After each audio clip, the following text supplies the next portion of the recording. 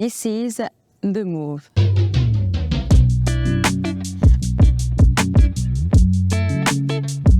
Pour cette 5e vidéo de Expérience immigrante saison numéro 2, on veut parler de This is The Move. Et This is The Move, si vous ne le savez pas, c'est le titre de la chanson, d'une des chansons de Tasha Cobbs, Léonard.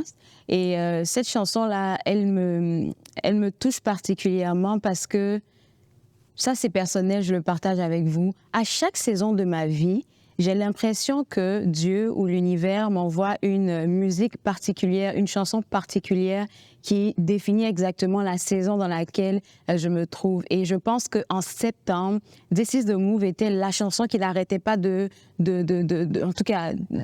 prendre place dans mon être intérieur. Et puis, ça me poussait à penser que de grandes choses allaient arriver non seulement pour moi, mais aussi pour vous. Enfin, c'est ce que je vous souhaite. C'est l'une de nos dernières capsules pour Expérience immigrante 2. Et aujourd'hui, quand je parle de This is The Move, j'ai envie de parler aux personnes créatives parce que je l'ai déjà dit plus d'une fois, peut-être dans d'autres vidéos, je ne me considère pas comme une personne intelligente.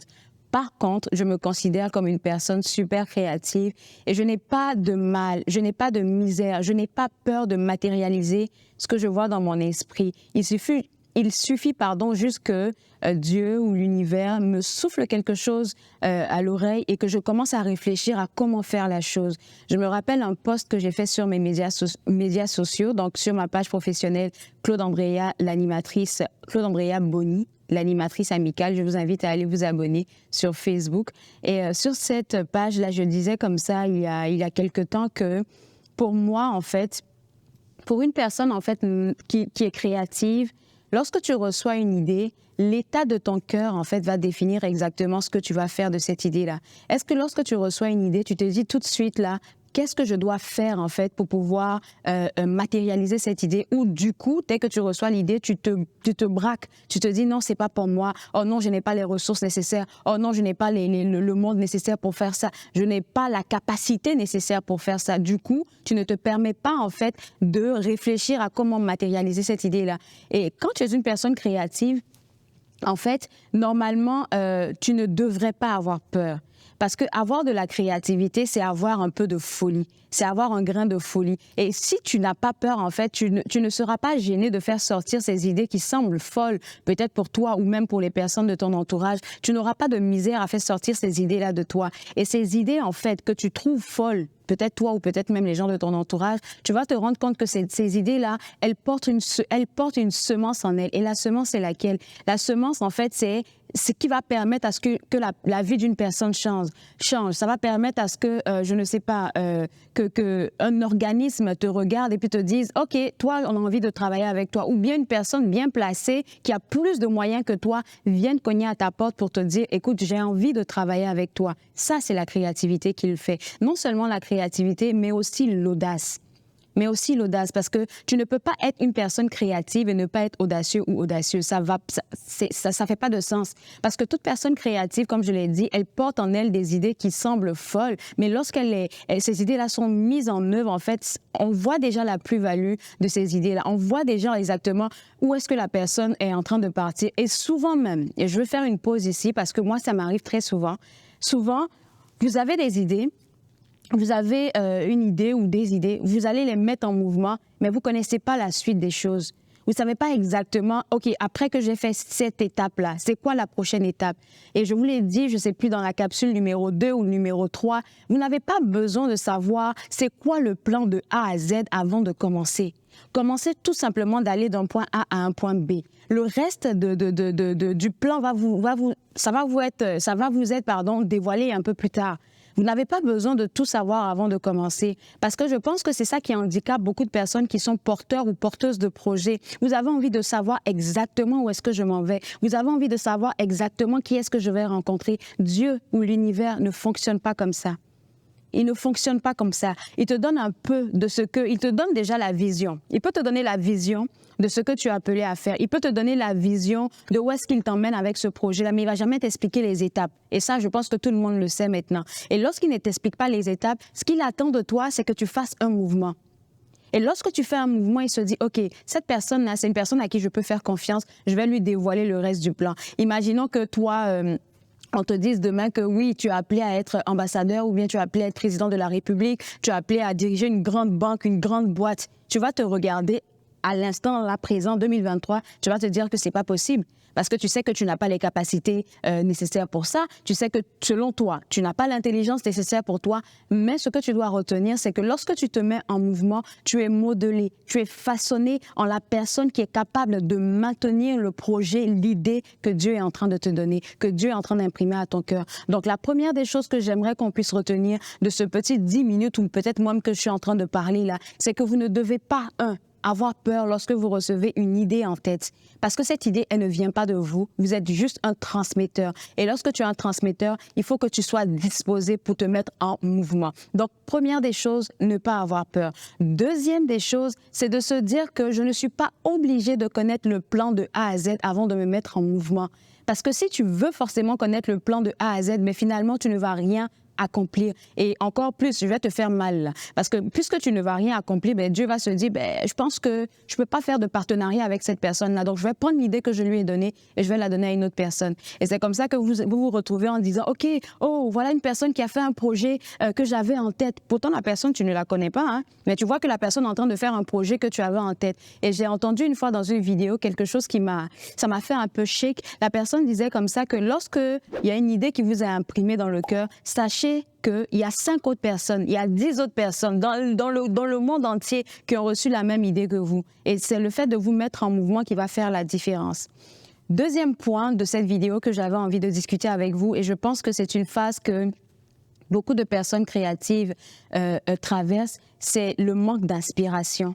Arrivé à un moment, tu as de la créativité et arrivé à un moment dans ton processus, dans ton parcours, tu manques de créativité, tu manques d'imagination.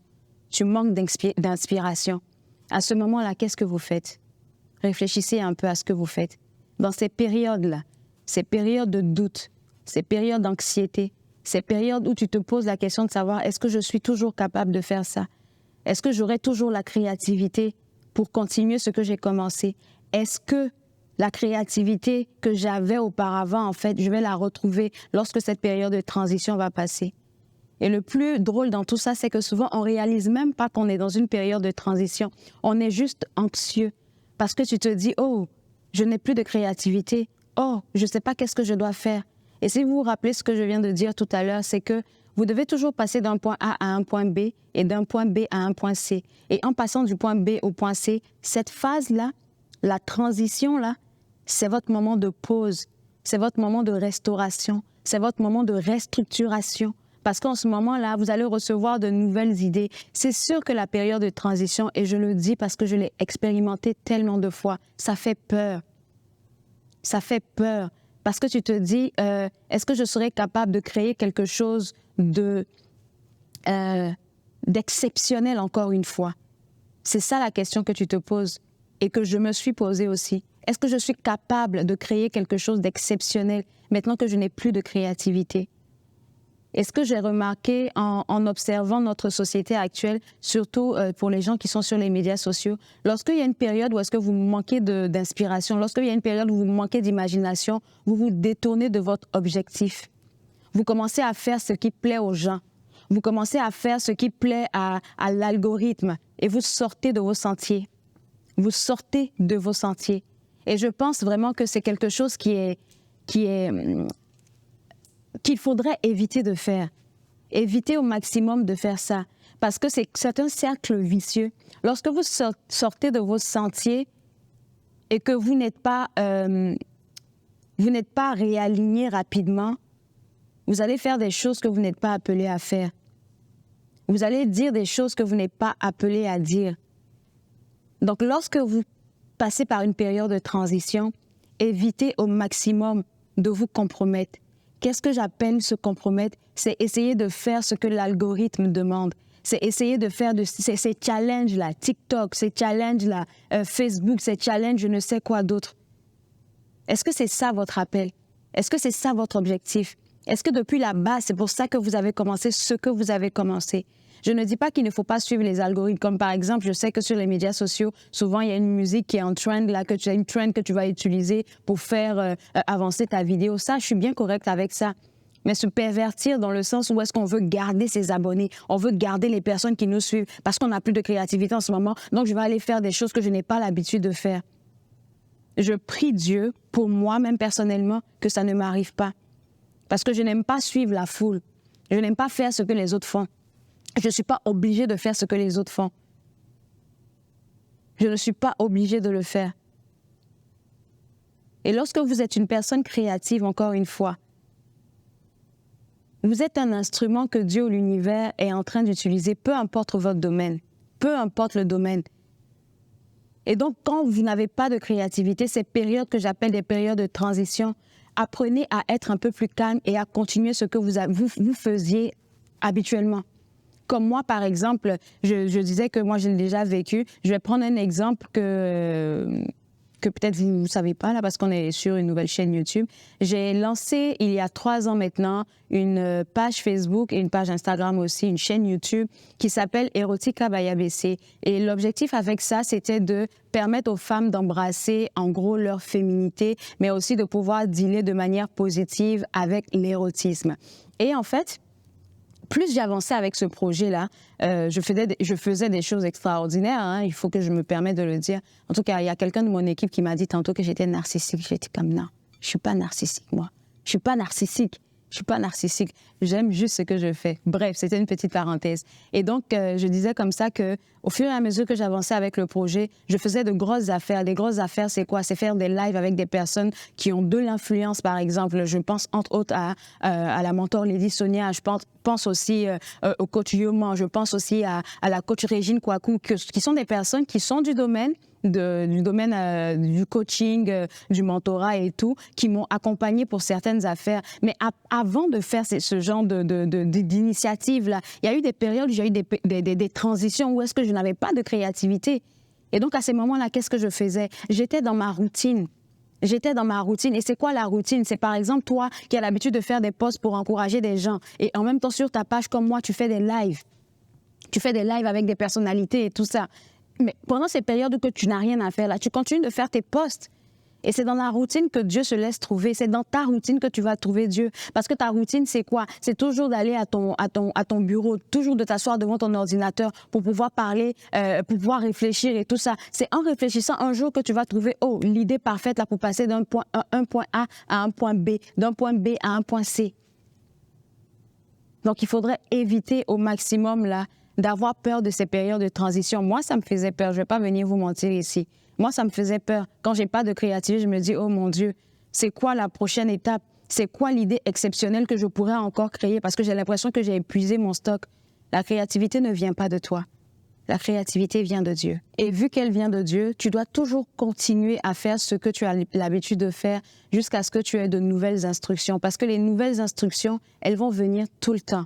Et la plupart, pas la plupart du temps, mais ce que j'ai aussi observé, c'est que lorsque ces moments de transition-là, ces moments de pause où est-ce que tu n'as pas de créativité, où est-ce que tu te sens anxieux parce que tu ne sais pas qu'est-ce que tu fais, c'est quoi les prochaines étapes, il faudrait que tu te rappelles en fait que tu es en préparation pour une nouvelle saison.